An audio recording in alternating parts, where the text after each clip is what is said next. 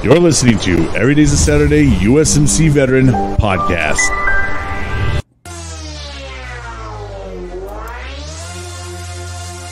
Now introducing your host of Every Day's a Saturday USMC Veteran, the one-man show, Brian Roof. Hey, what's going on, friends and family? Welcome to another great day, another great interview. What can I say? I'm super excited about this one.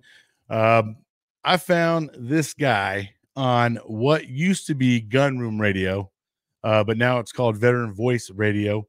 But when I was DJing on there, I found him on there, and man, I was like, damn, who's this guy?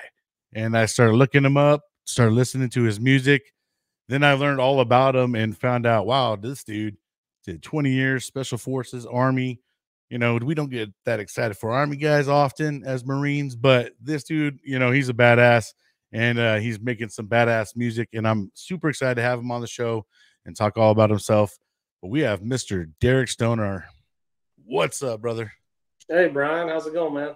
Hey, man, I'm super uber excited to have you on the show. I'm sure you ran into my buddy Jason Steiner. You know, I know he went and checked you out, and I'm sure he told you a little bit about me. Jason maybe up in Omaha, Nebraska, a few weeks ago. I got to meet him. I was a little jealous of him. You know, I was like, "Wow, way to go, bro." He's like, "Well, he came to my state." Yeah, man. So let's get to know all about you, bro. Tell us all about, you know, where you grew up, what made you join the Army and choose Special Forces. And, you know, I know you joined after, you know, 9/11 and us going, you know, getting ready to go off to war and stuff. So pretty interesting. So let's go ahead and get to know you, man. Okay. Yeah. About me, I guess. So I'm a small town, you know, backwoods farm kind of guy. Where I grew up in Northwest Missouri was very small, a little rural farming community. Grew up in the sticks, I guess. Corn and soybeans is basically all that was there. And had a great childhood growing up there right by the Missouri River, and met my high school sweetheart there. I graduated in a class of 9 folks, to include myself. I was probably about number 9 on the, you know, order of wits. I didn't apply myself very well, unfortunately. But, yeah, graduated there, and, you know, I graduated in 99, and, you know, had gotten married to my high school sweetheart, still rocking that, 26 years strong. Class of 1999, bro. We have, you know, three great kids now. And oh, no. But at some point, I believe it was 90, I was a junior, so 98 probably, I joined the National Guard. I needed some extra income for some stuff we had going on. And I joined the Army National Guard. They used to have a thing they called split option. Maybe they still do. I don't know. Well, you would go to between your junior and senior year of high school. You go to basic training. You come back, go to school, and then, you know, once you graduated, you go to your individual training. In the Army, it's called AIT. So that's what I did, and did that, and laid some brick, and worked at sawmills and stuff like that. And then 9/11 happened. And my guard unit, I got sent down to the Kansas City, Missouri airport to like guard terminal gates and stuff. And I just wanted to do a whole lot more than that. And so I ended up joining active duty in 2002, like we talked about a few minutes ago. And somehow, you know, I went down. I was at Fort Benning, Georgia, went to the infantry school and all that stuff, and somehow wound up coming out of there with a Special Forces contract. They were kind of pushing that hard back then because they needed fellas. Got into that, shipped out once I completed infantry school and airborne school at Fort Benning, Georgia. And I don't know what the hell they call it now, but it'll always be Fort Benning to me. Went to, I guess, Special Forces Assessment and Selection at Fort Bragg, North Carolina. And did that, and that went well for me. And started the Q course, and that took a couple of years at the time to get through. For my selected MOS was a 18 Echo Communications Sergeant in the Special Forces. And so 2004, my family and I finished, got my Green Beret, and shipped out to Fort Campbell, Kentucky, exactly where I wanted to go, the 5th Special Forces Group, the Legion, for the main reason of back in those days, as you know, and hell, it still continues today, as everybody else knows, the Middle East was the hotbed, and that's fifth group's area of operation. So that's where I wanted to go. I wanted to be, I wanted to go where I knew I was going to be able to be utilized, even though all the groups get utilized. But so wound up there and hit the ground running. I was there for about a week and a half. Everybody was gone.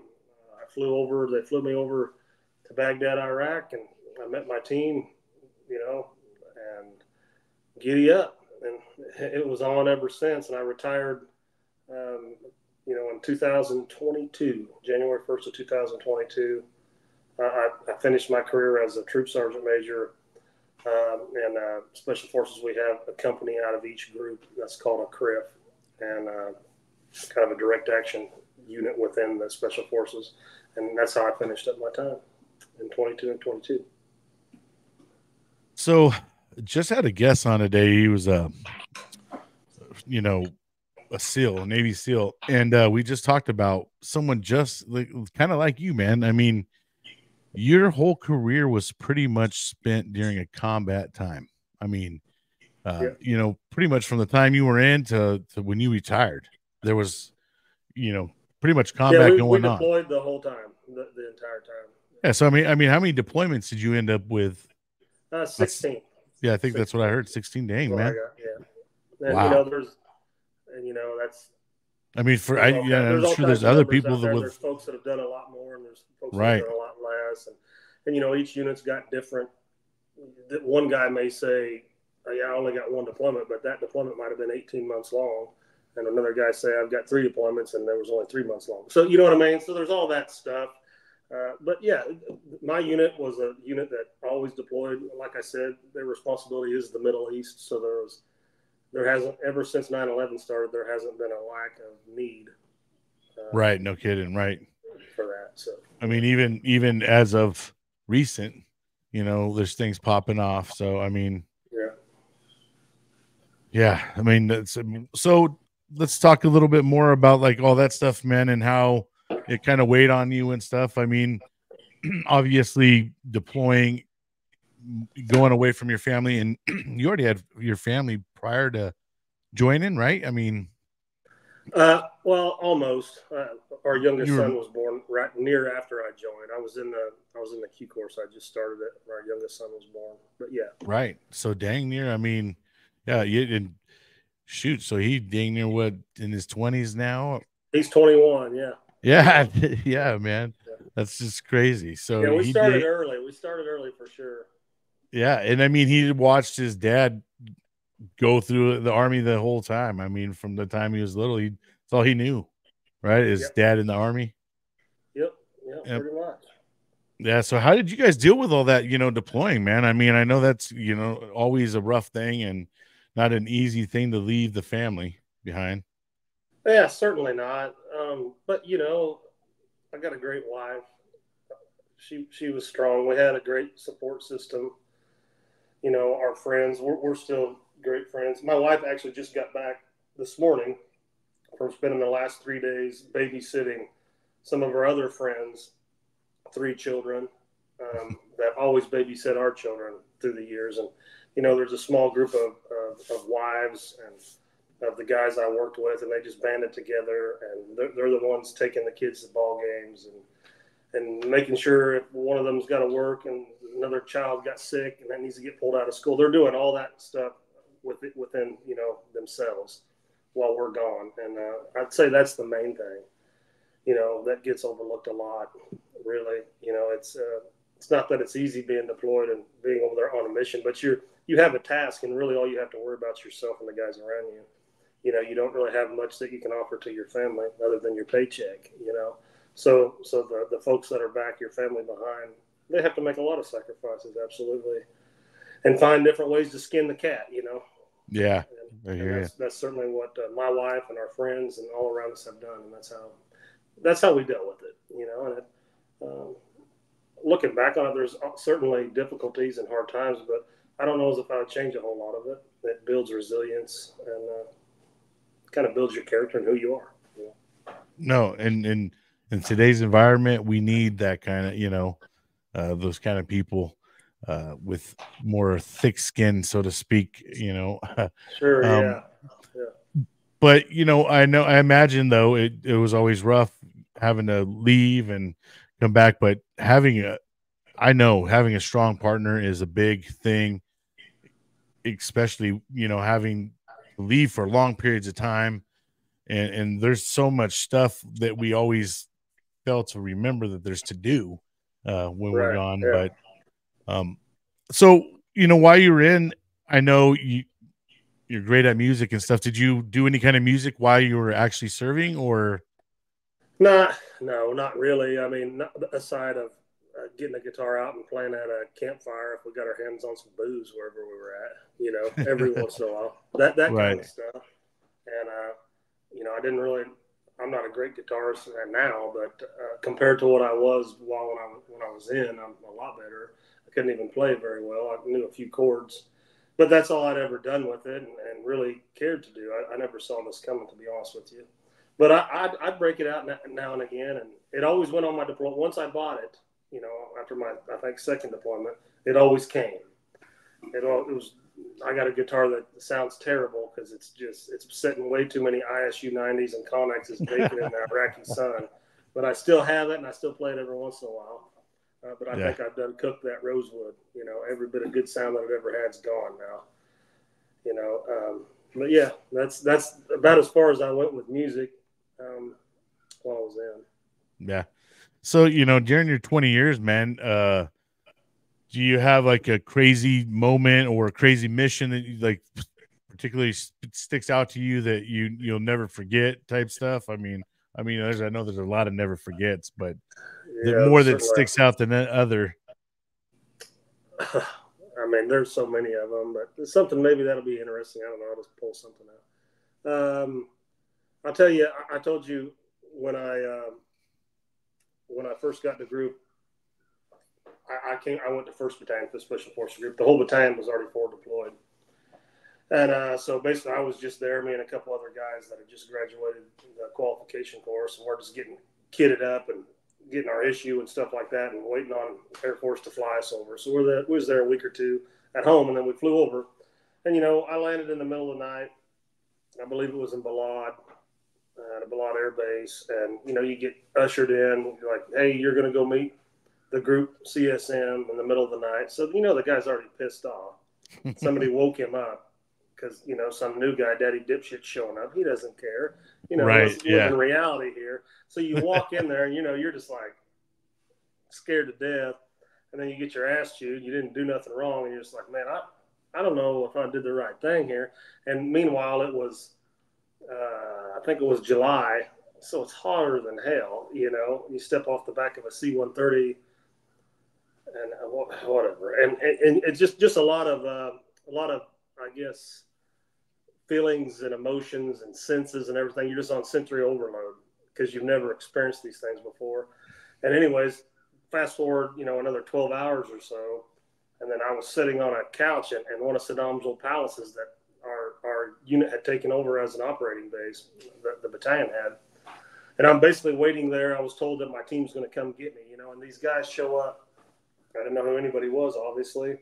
And I'm sitting out there on a sofa, like in the middle of this great big foyer, all this beautiful marble and crap. I'm like, I don't even know what the hell's happening right now. And I'm in my uniform, looking all spiffy, got a fresh shave on and doing everything I can. And here comes these dudes walking up with long hair, beards, mustaches, and things that aren't uniforms, like just a quagmire of whatever they wanted to put on.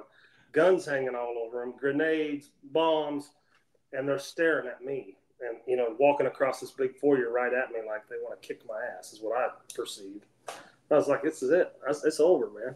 I don't know what I did. Those guys are not happy. It looks like a bunch of mercenaries. But anyways, it turns out the tallest one of them, the biggest one of them, who was in the front, turned out to be my first team sergeant.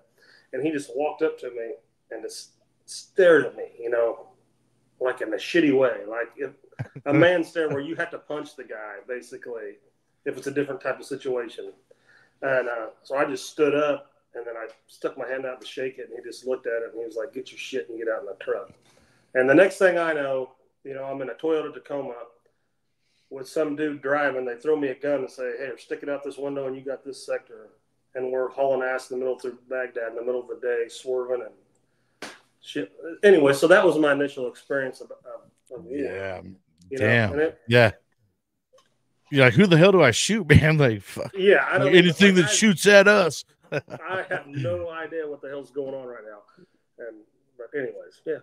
That's something I said. He threw you in the lion's den and said, let's go. Guess there's no other way to do it, huh? There was a technique, there was a method, and I understand now. But, at the time, I didn't. Those guys, they didn't have time to dick around. It was like, let's see what this, are you going to pull your weight or not? If you're not, we're going to turn around and drop your ass back off because we're not going to pull your weight out here. Yeah. So. You guys do a lot of training and stuff like that, or you didn't have a lot of time to do training? Did you do a lot more on the job kind of training, I guess, because when you joined, I mean, you joined in what, 2002?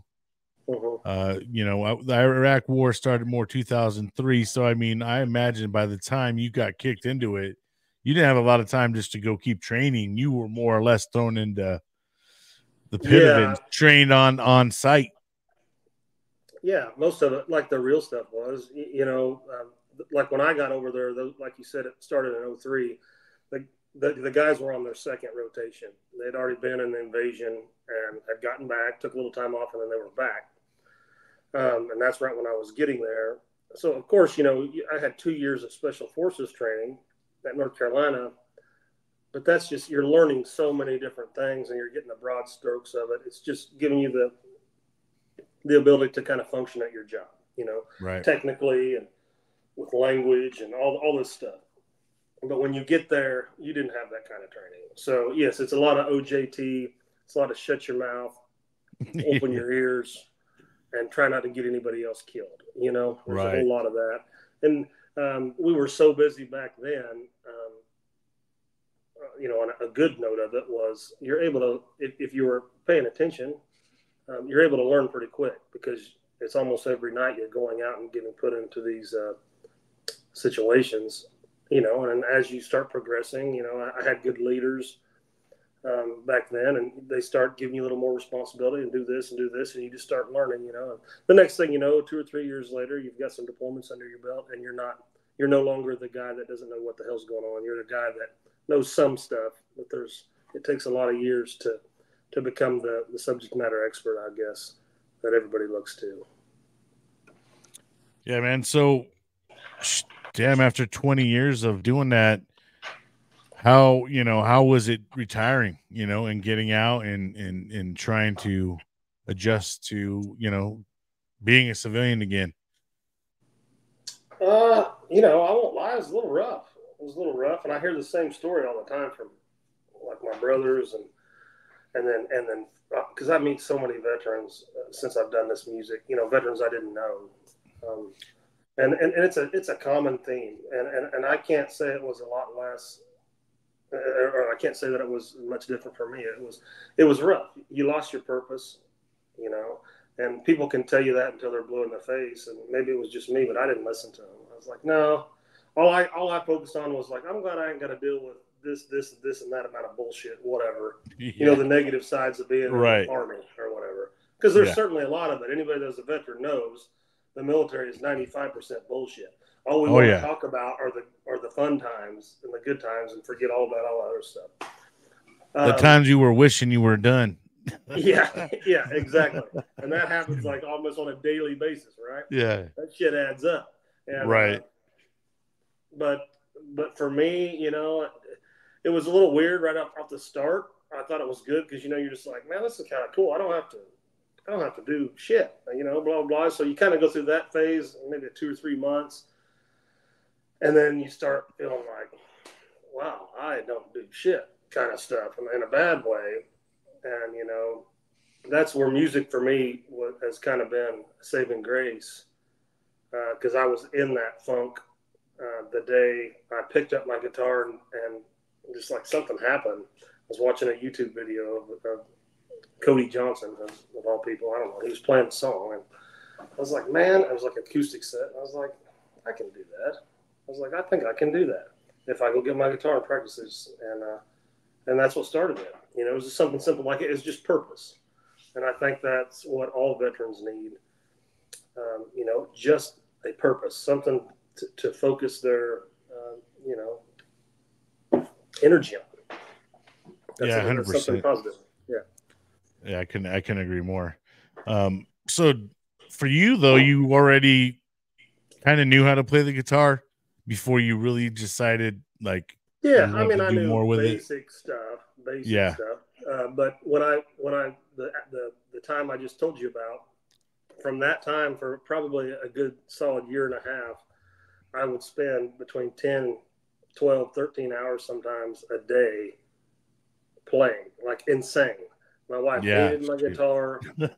I had to, you know, I hated it. You were like addicted to it damn near, huh? It wasn't that I was addicted. I was attacking it like it was a mission.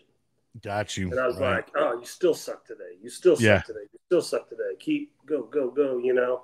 And it just became a driving mission for me to get better.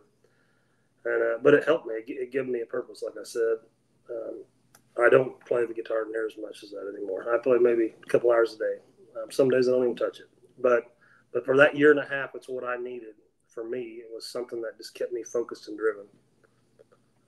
A goal to accomplish. And man, I mean, the way that your songs are, you would never know that you know are like kind of new to it. I mean, there's people out there that take a long time to, I feel like, to get where you're at. Because I'm man, when I heard your music, I was just like, damn, this dude's badass. Like, I mean, everybody knew I was a big Derek Stoner fan. Like when Donald would be doing the DJing and he would be asking for requests, if I would pop on, he's like, oh, all right, we'll put on a Derek Stoner song for you.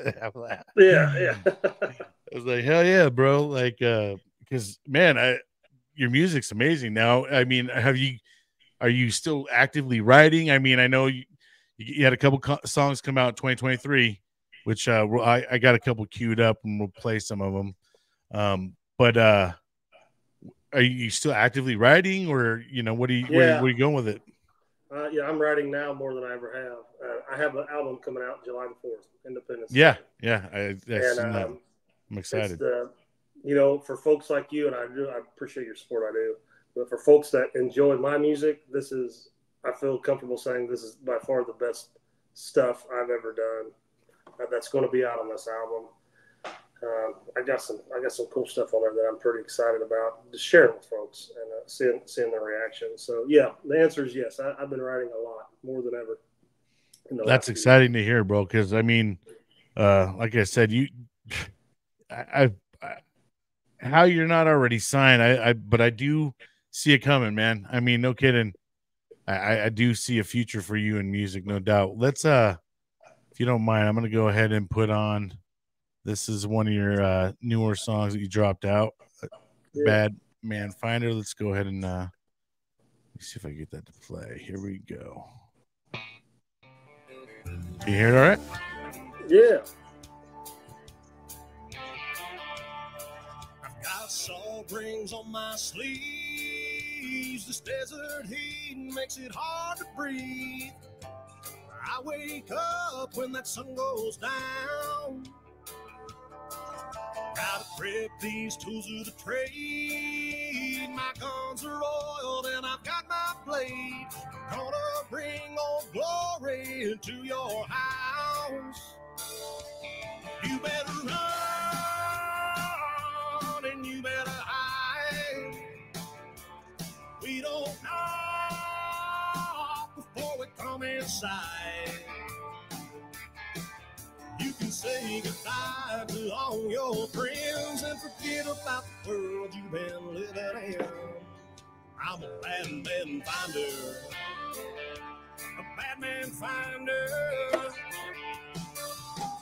Dark cloud fills the air as the ships of the sky are coming down to bear. My feet hit the ground, I'm running, I'm gunning for you. Razors light up the night, the flash of the muzzle, it's a firefight. 3, 2, 1, boom, let the party begin. You better run and you better hide. We don't talk before we come inside. You can say goodbye to all your friends and forget about the world you've been living in. I'm a bad man finder. A bad man finder now.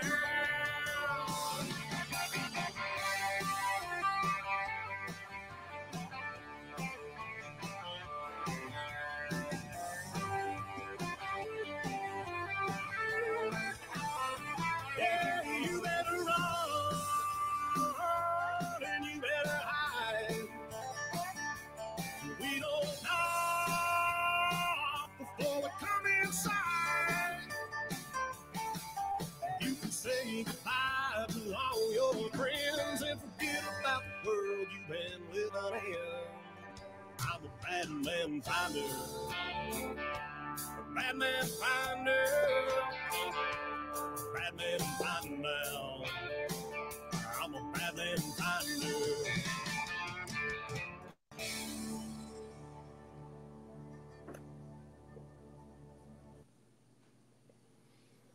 Hell yeah. Love it.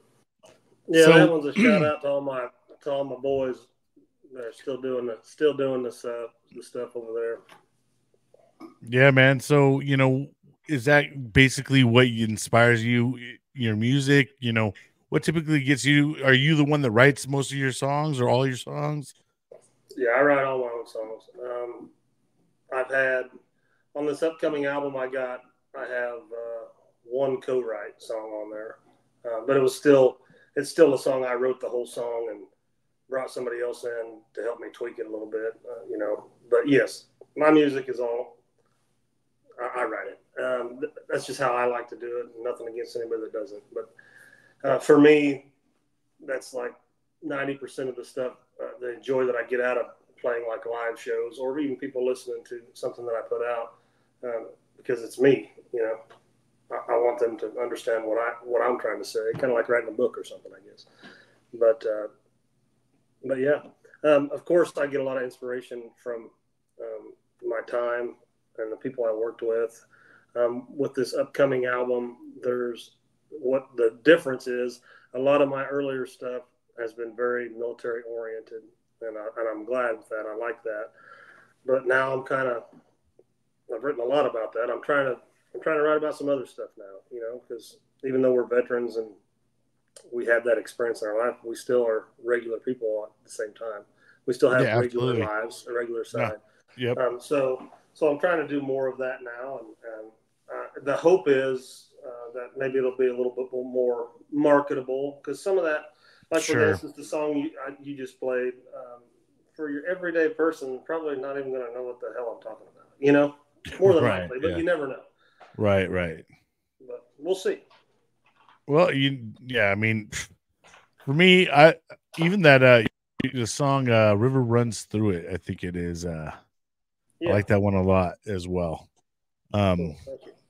Yes. Now I'm gonna play one other one. This one's a little bit older, but this is probably one of my favorites. Let me go ahead and cue this up real quick. But this song right here is basically what initially made me a fan, I would say. Let me go ahead and get it on.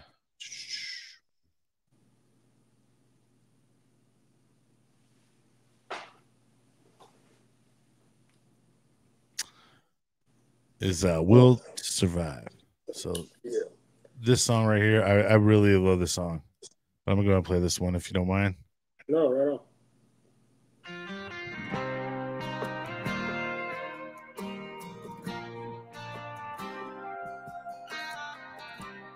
20 years ago today,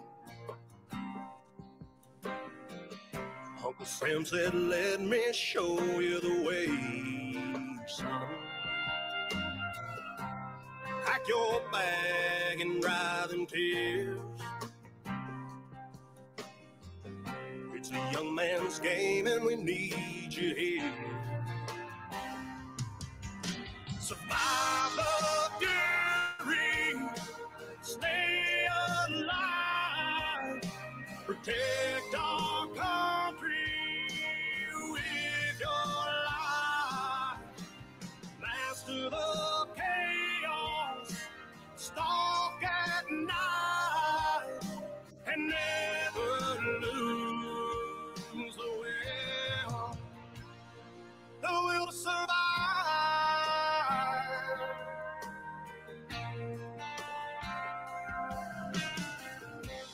Watch your back and toe the line. We're counting on you to make the world right now. Your innocence lets out one last cry. In its final breath, it tells you to survive. Survive the fury, stay alive, protect our country with your life. Master the chaos, stalk at night, and never lose the will to survive.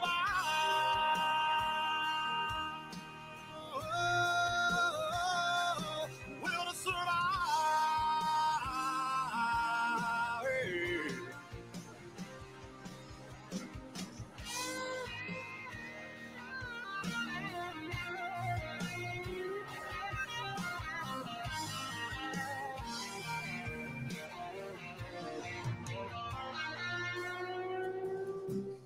You did your duty, you served your time. Now the war you fight lives on the inside. Nothing is normal and nothing feels right, but you gotta hold on to your will to survive. Survive the fury, stay alive, protect your family with all your might, defeat the darkness with God's light, and never lose the will to survive. The will to survive.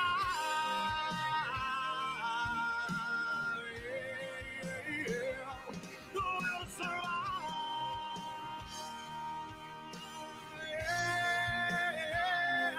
Will to survive.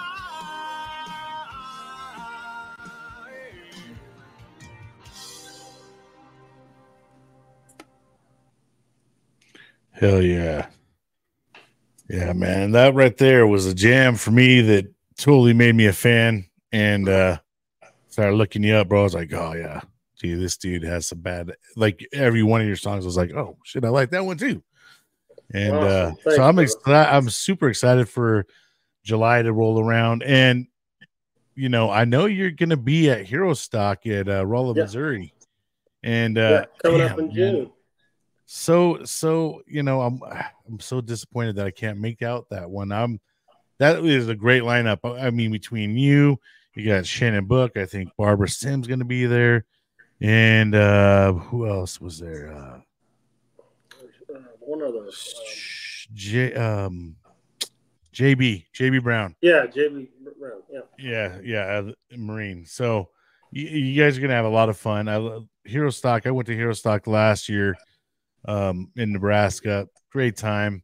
It's just a great atmosphere, you know, fun to be around all the people you're around.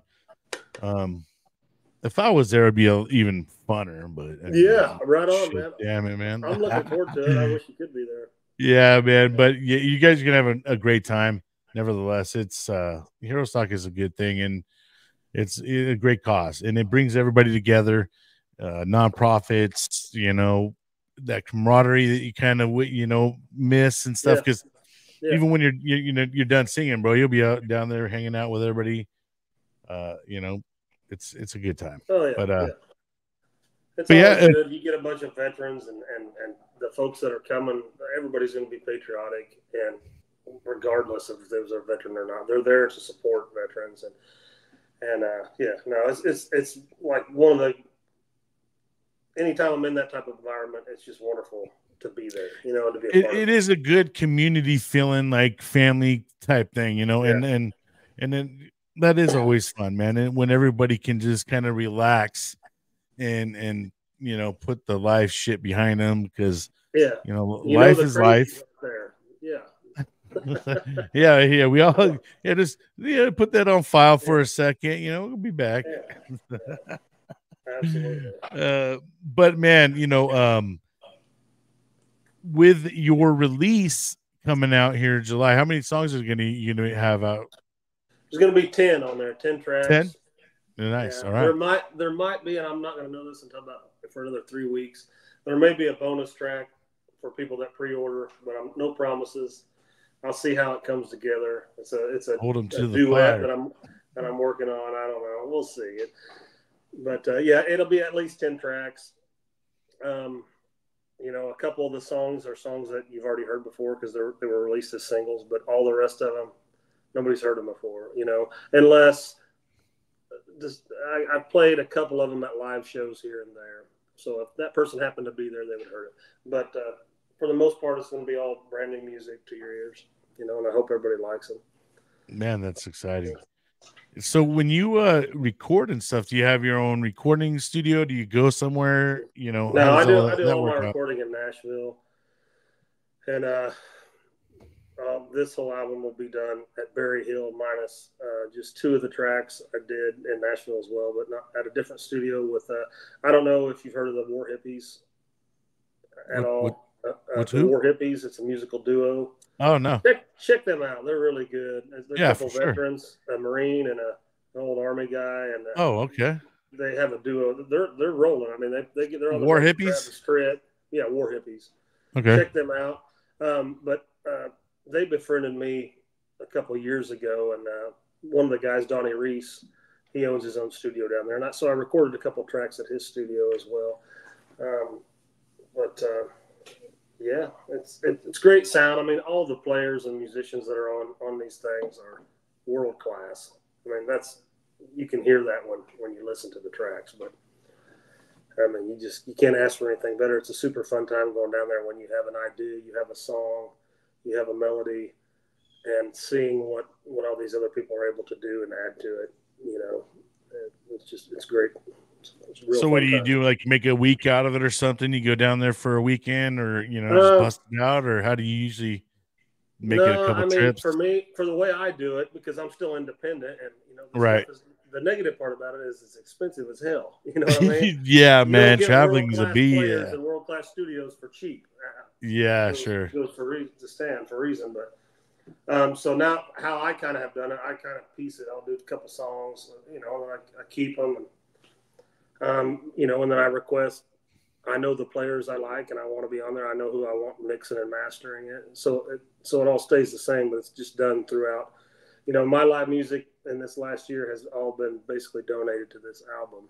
And I'm happy to do that. You know, I retired, so I get paid to wake up now, you know. Sure. Right. Old Uncle Sam. So I have the ability I'm fortunate enough to have that. So I can utilize the vast majority of my live stuff this last year goes right back into this album.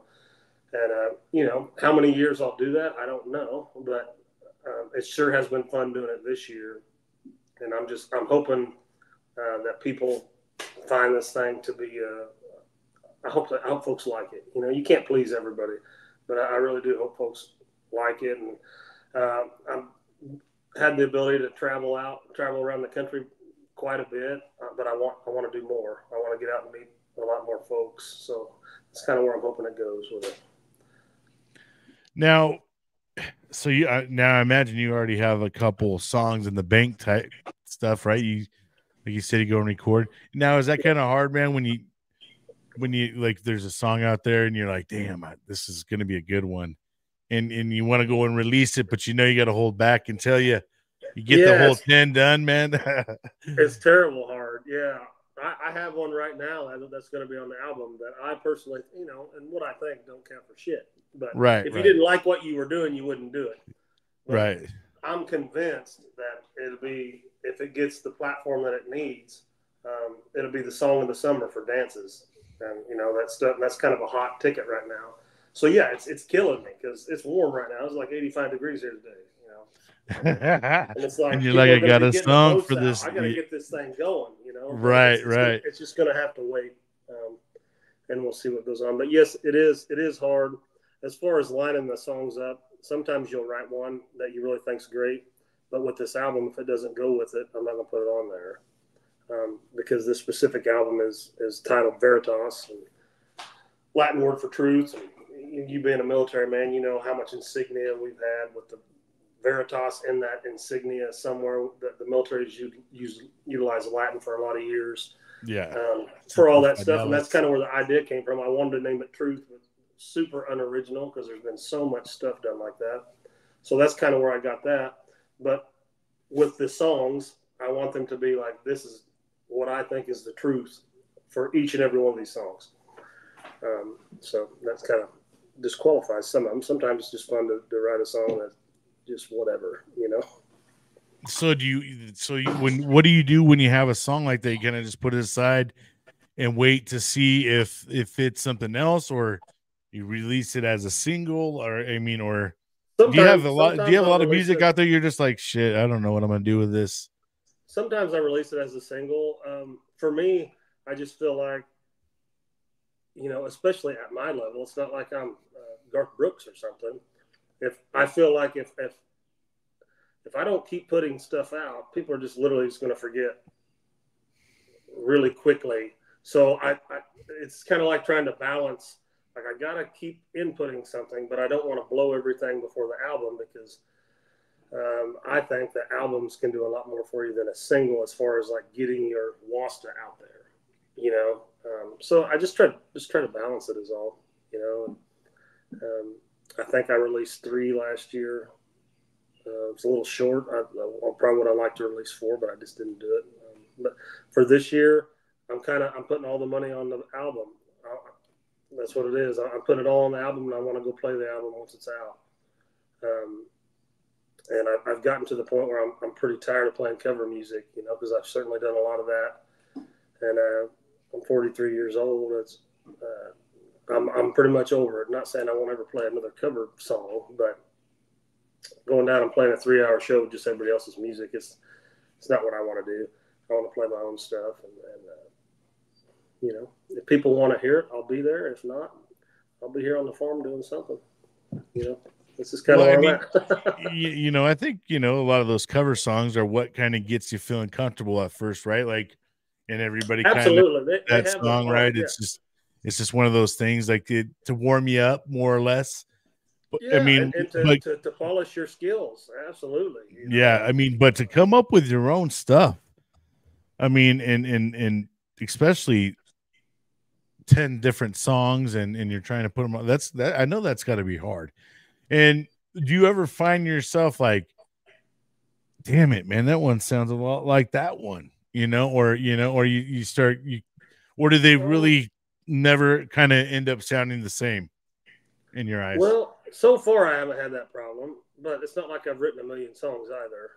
I'm sure that will happen at some point, but it hasn't so far. Every once in a while, what I'll run into is, damn, that sounds just like Johnny Cash's Whatever. And you're like, yeah, shit, I can't do that. Something like that. You know right. what I mean? But not so much with my own stuff. I got you.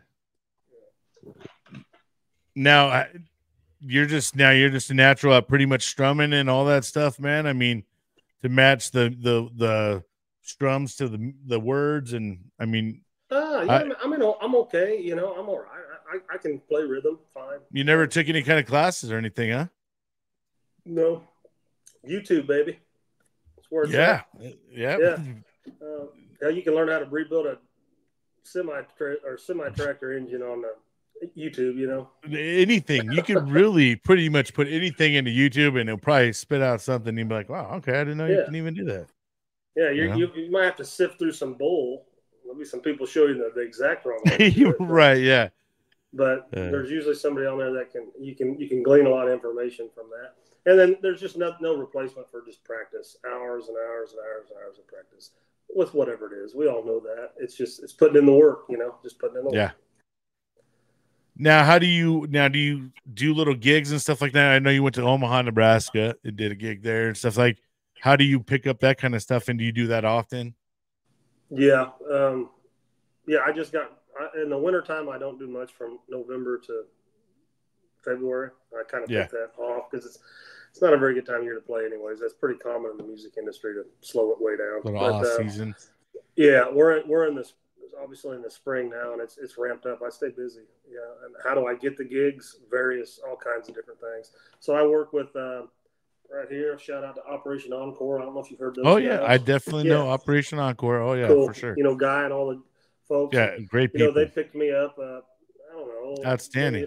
About a year ago or so, and you know they give me all kinds of opportunities, and I'm going to Tampa I think next week on supporting something for them, and then you know I've just built my network. Went out and played a lot of little gigs here in Kentucky and Tennessee, and a lot of those are recurring customers. And I played a shit ton down in Nashville, and the great thing about playing in Nashville and those honky-tonks is you meet people from all over the world. So I always get hit up for people that I don't even know that I know, but we met at some point, and they got my information, and next thing you know, I'm in Michigan or something playing at some festival, you know, so just kind of like that. You never really know. Yeah, man, I'm going to definitely have to make my way out to go see you before you get too big time, you know, because I think you're going to be big time, man. You know, I had Scotty Hastings on about a year ago before he even got signed and stuff. But I even was like, man, you just got that. Sometimes you can just see it in certain individuals that they have the drive, they got the want, they got the voice, they got the look. I mean, you know, you definitely fit that as well. I definitely, I know it's hard for, especially a guy like you who spent, 20 years in the military.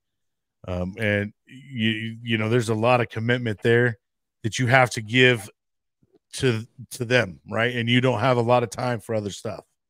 Correct. And, so you kind of a little bit playing the catch up game, with some of these people that have been doing it for 20 years.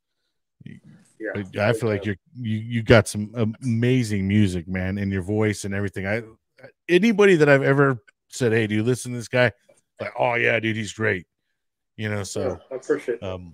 And I certainly appreciate you sharing my stuff, man. I really do. It goes absolutely. nowhere without folks like you doing that. It really doesn't. So. Yeah, bro. Well, for one,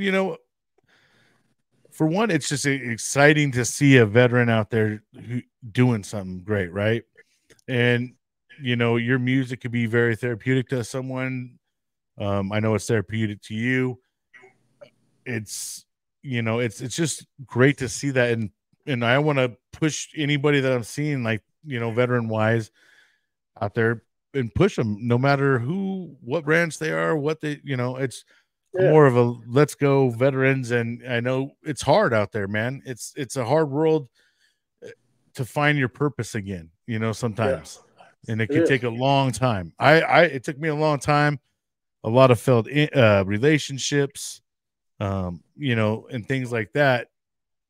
It took way too long to figure it all out. But now we can put a voice out there. We can put, stories out there. We can get these kind of things out there so other people can start earlier than us.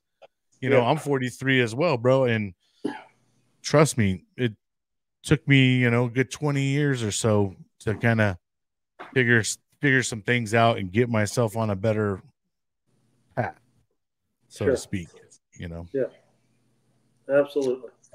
But, yeah, bro. So what is your absolute future goal? What do you absolutely want for yourself?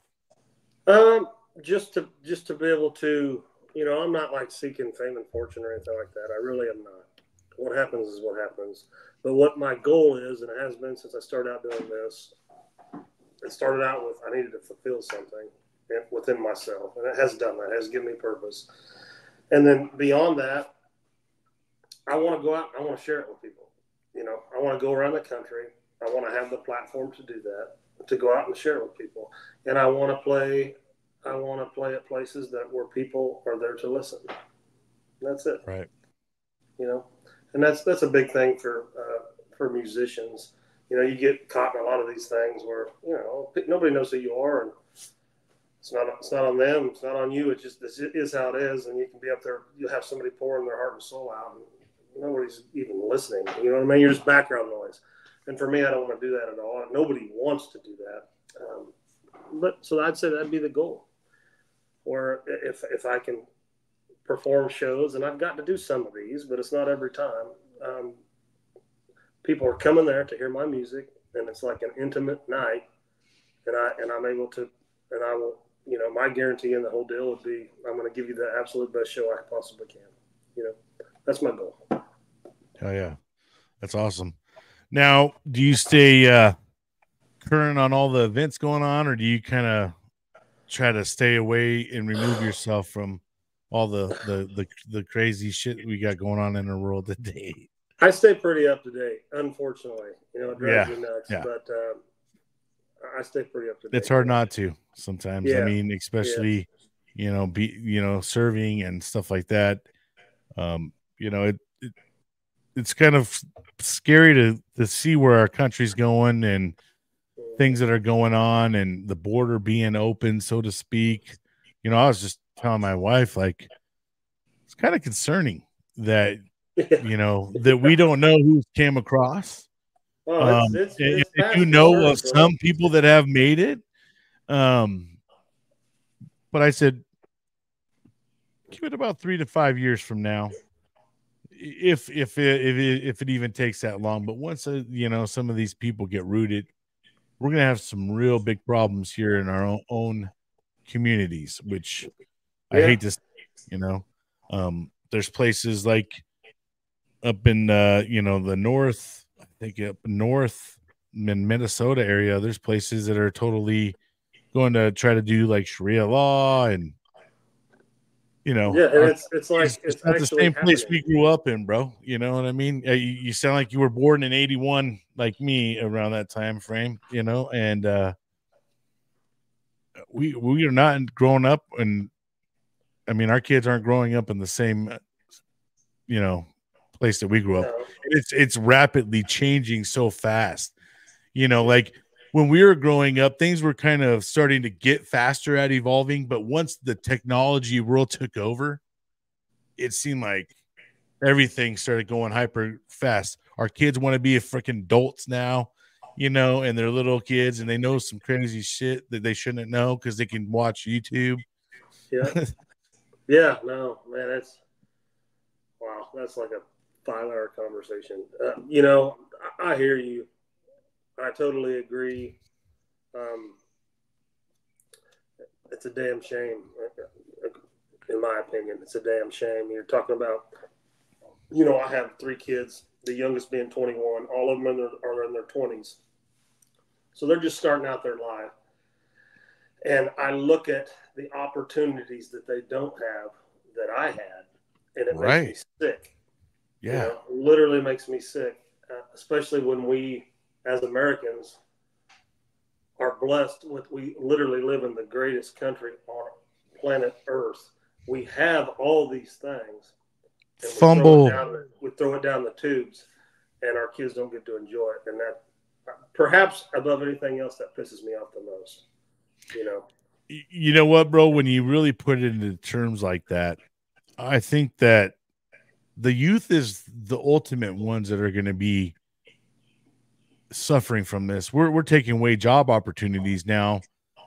When I was a kid, I was able to go get a job, and minimum wage back then was like $4.15. Here in California, bro, it's now $20 an hour. Yeah, you know, it's hard to, you know, these high schoolers are, and now they're replacing them with kiosks, Rosie the Robot. You know, I'm seeing all let this. Alone what everybody else's price, what the prices are. If I own a McDonald's and I have to pay all my employees $20 an hour, okay. The number one meal used to be $8 or whatever. Now it's going to be $16. Like, it doesn't fix anything. Bro, I went through a fast drive-through, and it's called Farmer's Boys here in California. I got a chicken sandwich, French fries, and a regular lemonade. $18.50, bro. I texted my wife and I said, I will never eat here again. I said, I promise you, I did not take out a date. You know, I mean, this is me. I ordered nothing extra. I didn't get like 2 combo meals. You know, I was tripping, dude. I was like, dude, $18.50. Oh man. Yeah, it's crazy where we're going to, but yeah. Anyways, I mean, we're walking a plank that's getting rotten. It's going to break. I don't think any of us really know exactly how it's going to, but it's easy to see a catastrophe lurking out there. And just like, this is unsustainable. But I think, you know, what concerns people like you and I, bro, is having that shit happen here at home, right? Yeah. It's one thing for something to go popping off in a different country, but here with our kids and our family, you know, and for them to have to go and see things that you would never want them to see. But I mean, dude, anything's possible at this point in time. And I hate to say that. It used to be at a level where you would think that this place would be untouchable. Now now we're at a security level of like, it's just a matter of time almost. Right. I mean, yeah, it's the implosion. I mean, imagine 10 years ago, if like somebody just took you in a room and they took a clip from today's news, just whatever they played on the news today, and set you in a room and was like, here's the news in 10 years. You wouldn't believe it. Right. You would not believe it. No, because you know, crazy words like World War III are starting to be said, you know, and wow, like, where are we at with our world, man? You know? Yeah, it's hard to watch because my youngest is 7, right? And I have one who is in college. She's my oldest, and I got a whole bunch in between. But the younger ones in particular, I'm really concerned about them. Like, they want to try to get like jobs while they're in high school, and they're just doing these those jobs are hard to find really now because they've gone up with this minimum wage.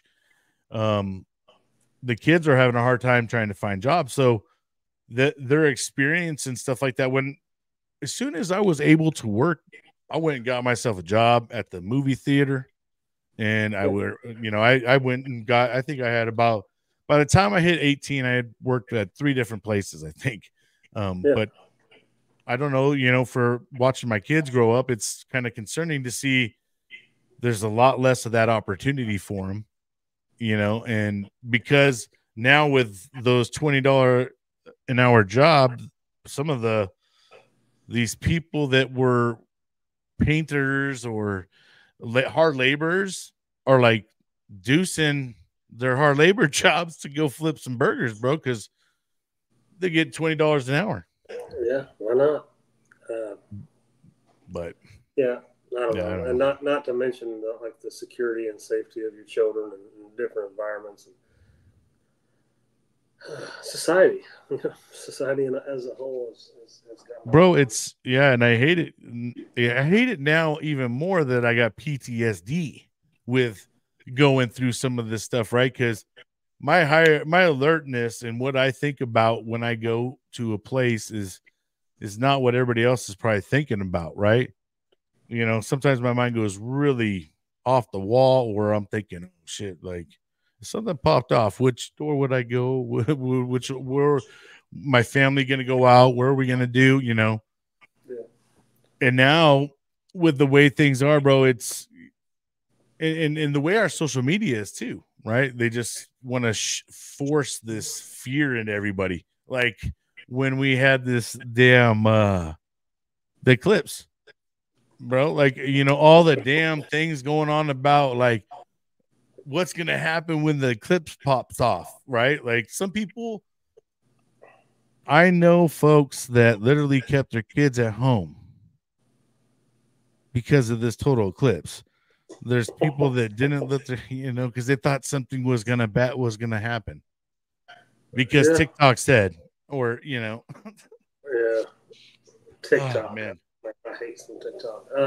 the TikTok but yeah, news. you know, and a lot of that is, I think, with the social media stuff, it's clickbait. Everybody knows it's clickbait, but they'll say anything they want or type it in the caption. They got to get those clicks. You know, there's people making good money that aren't exercising a skill or any kind of talent for any kind of good in this world. They're just disrupting. And, you know, they're getting paid to do this from all over the world. Dude, I'll be watching these homecoming videos and they'll be like, I wasn't in the army, right? But I definitely know, like, when I look at a uniform, when that shit don't look right? Like, for any branch, dude, like, or like a patch looks like it's upside down or something. Like it's just, or he's got like officer ranks and enlisted ranks somewhere in the blouse. I'm just like, and then they're sitting there acting like it's some homecoming thing, and they're trying to bank on the fact that it's a veteran coming home from war, and the person totally is not even fitting the boot, but they're just wanting those clicks. It's crazy how much the world has gotten to that level. They'll fake the funk, and what's even more crazy is how many people believe it. That's right. That's what's scary. You go through the comments. Yeah, you go through the comments, and you're like, "Wow, there's that many folks out there." Such a wonderful thing. Yeah. Right. It is crazy, man. But yeah, I guess, you know, we could probably talk forever about all the crazy stuff that's happened, but we won't go too much more down that path. But I really appreciate you coming on, man, taking the time to talk about everything that you got going on. And I love your music, and I'll definitely be staying, you know, on top of your release, and can't wait to hear it. I'll be bumping it and downloading it, all that good stuff. Make sure everybody, you go over. Let me show this real quick. Make sure you go over to at least all the great places that plays music. Spotify, go do that little follow right there. Go download all his music. Go all to the places, Apple, Spotify. I'm sure there's other places too. Everywhere that plays music, I'm sure you're on there, right? Yeah, I'm on all of them. There's a gajillion of those things, as you know. Heck yeah, I definitely know myself. But is there any last? Anything last you would like to say or anything before we go? I really appreciate you having me on here. I appreciate your support. It was great to finally meet you. I don't know. I'm looking forward to anybody that's listening and get out and meet you somewhere down the road, you know, and once again, for those of you who do support veterans and my music and what you're doing, Brian, thank you from the bottom of our heart. You know, that's what I can say. It does mean something. You make a difference when you do that, and just keep on driving on. That's what I want to do. Yeah, bro. You know, I might have you sign, you know. Yeah, as long as we get a couple cold ones down, man. Yeah, man. Hell yeah, brother. But I appreciate you once again coming on, man, taking the time, telling your stories, talking about your experience. If you could just hold tight real quick, make sure we got our recording. I'll be right back with you. And thanks again, man. All right, friends and fam. Well, you know what? That's going to wrap it up for another great episode with a great guest right there. And don't forget, if you guys can check out the website, www.derekstonermusic.com. Go check out all his music. I'm telling you, You guys won't regret it. Also, you can listen over at Veteran Voice Radio. You can hear people like Derek Stoner who serve their country proud and are still out there doing it. Make sure you go check it out, www.gunroomradio.com. There's definitely a couple of stations now. They got Simplify Radio, Ranger Rock, and Mix Rock, a whole mix. So what else we got? That's about it. Hope you guys have an amazing day. Don't forget, don't let the day kick your ass. Make sure you're out there kicking it. And until next time, we'll see y'all.